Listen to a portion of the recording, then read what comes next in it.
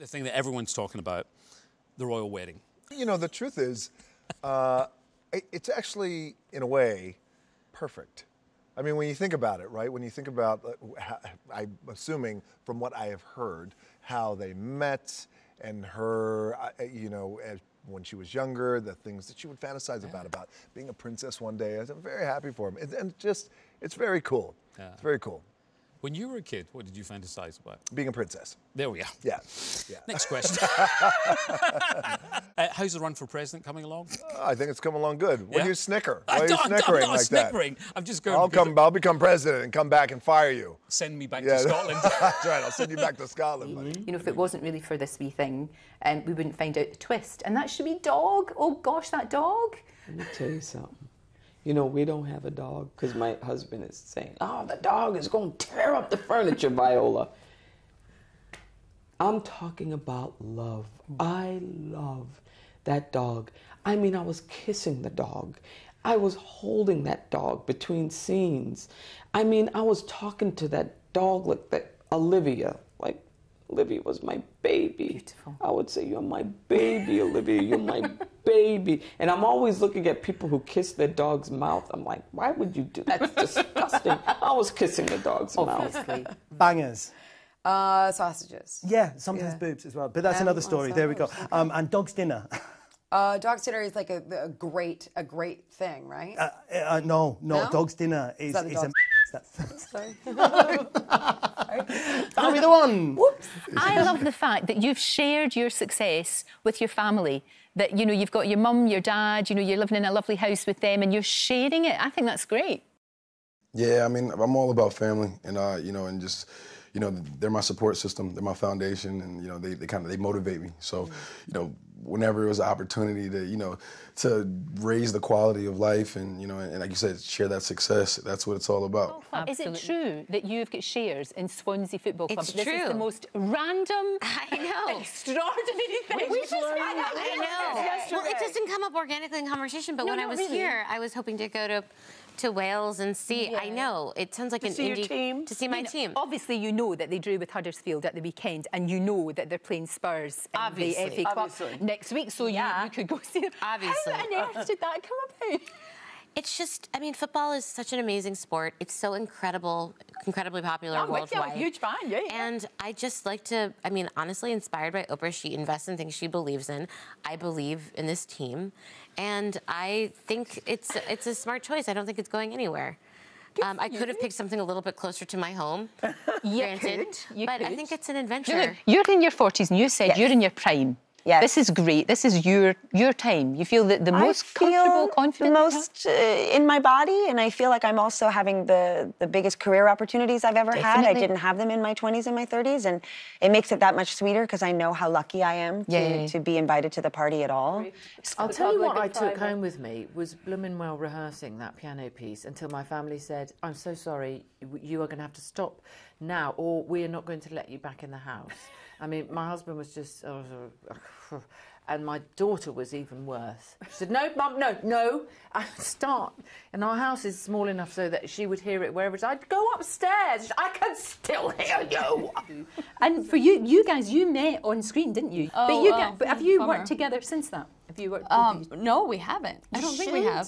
I mean, we've created human beings. Which is the best possible production in the world. Yes. That's absolutely right. But no, I'd love to see you I'm actually more proud of A Simple Favor. Yeah, I think so. Yeah. I think so. Than my children. That's the thing. Where I was going with it. But I've met her children. They're nothing to write home about. See, that's what I mean. That's what I mean with you two. You're so naughty. Did you have to do things like astronaut training, that sort of thing, to get? And I'm trying to think of how you get into the mindset of an astronaut. Did you have to do that sort of thing? There was a bit of that, and that was incredible. We went to NASA, both in Houston and Cape Canaveral, and there was some of this, astronaut camp, space camp, as they call it. Oh, I'd love to go to astronaut camp. Yes. Cool. How cool. Did you go on that horrible thing, though, that goes round and round and round? I'm sure that's not the technical term for it, but you know the one I mean. It might as well be. Like that. I'm told I went into it. I have no memory of it. Are you a Grinch or not? No, not really, not really. Bit of acting required. Mind you, he has a lot of fun being mean, and not that I do, but, you know, it's you have two polarities in this film. One is the sort of, they're almost high, the people in Whoville. They live in a kind of continual Christmas market fair type place of perfectness, and the Grinch occupies that other space, and then the good stuff happens in the middle. And I feel a bit like that about Christmas. I think it's often what you make of it, isn't it? Absolutely, absolutely. I quite liked him. I thought he was misunderstood. I'd rather spend time with him than, because I just thought the people in Whoville would annoy me. I kind of agree. I think I can say I agree because I play the Grinch. I completely. I'd rather be with him and his wee dog. I loved his wee dog. I would too. So yeah, I know. Very, very sweet. He was the bestest dog. Whenever I interview Jennifer, we normally start it with a funny sort of like, so what's today's rumour? Because there's always something bizarre. But now, of course, you've set the cat amongst the pigeons, all this stuff about how much your husband loves her and it's so true, it's so true. But doesn't every guy love her, though? It's like, I don't blame him. Everybody likes her. I love her, too. Jan's got a dog called Dolly Parton. Dolly Parton. Actually, when I went up to her house, I said, could I meet Dolly Parton?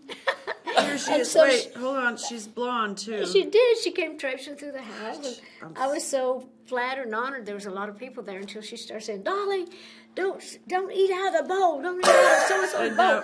Don't pee on my couch. There she is. And she's blonde. Oh, wow. Isn't she beautiful? That's beautiful. All I can think of is you saying, Dolly, don't pee over there. Yeah, don't pee. Yeah, and then she's like, I won't. I promise. I'm a good house guest. House trained. I'm house trained. She's in the ladies' room like the lady that she is. Yeah. I love your work, I have to say, but the thing that I loved the most, Blackadder. Oh, right, good. Elizabethan Blackadder. Oh, right. You became a sex symbol because of that. Opish. No, it's not opish. It's true. Look, it was yes. It was just the whole persona, and you really suited the outfit. I have to. And Caris was, because Catherine was interviewed, and she said Caris is maybe going to be an actress, perhaps. She's no, they all are. Kirk has 4 grandchildren, who all are going to be actors. Cameron and his daughter, his granddaughter Kelsey, my niece, are already there. Dylan. No doubt about it, Karis. No, one of the 4's got to do it. So yeah, definitely. So that'll make. I was talking with Dad the other day. Between the 2 of us, we've done over 160 movies, covering 80 years. Jeez. So another generation will get past 200 movies in 100 years. So. That's incredible. Of course, there was a hoo-ha at the BAFTAs. Of course. You've got a quirky sense of humour. And it's I'm going to cut out my sense of humor. I just, like, I finally realized I'm not going to joke anymore.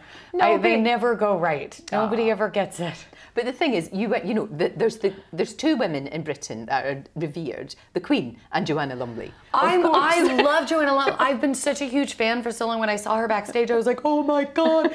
And we were just like, ba, ba, ba, ba, ba, ba, ba, ba, ba, and like bonding. And then she was about to go, and I like grabbed her right before she went on stage, and I was just like, just go on and on and on about me. Obviously kidding. Sure. So then she, went and gave me the nicest introduction ever.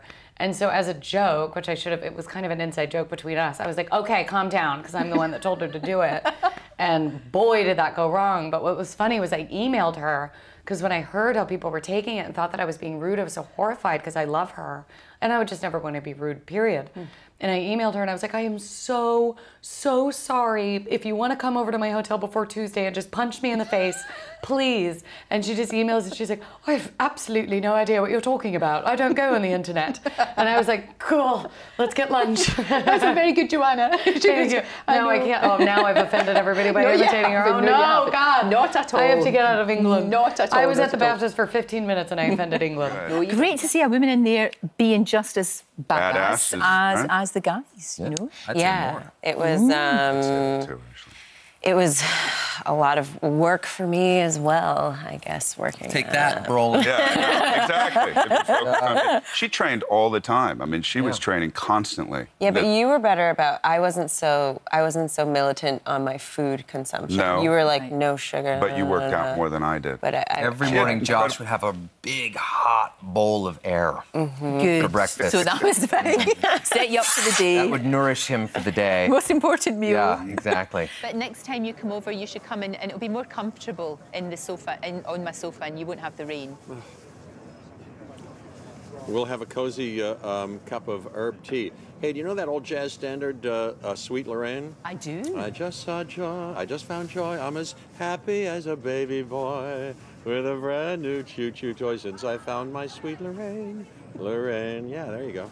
Oh, that's a joy. That's an absolute joy. It really is.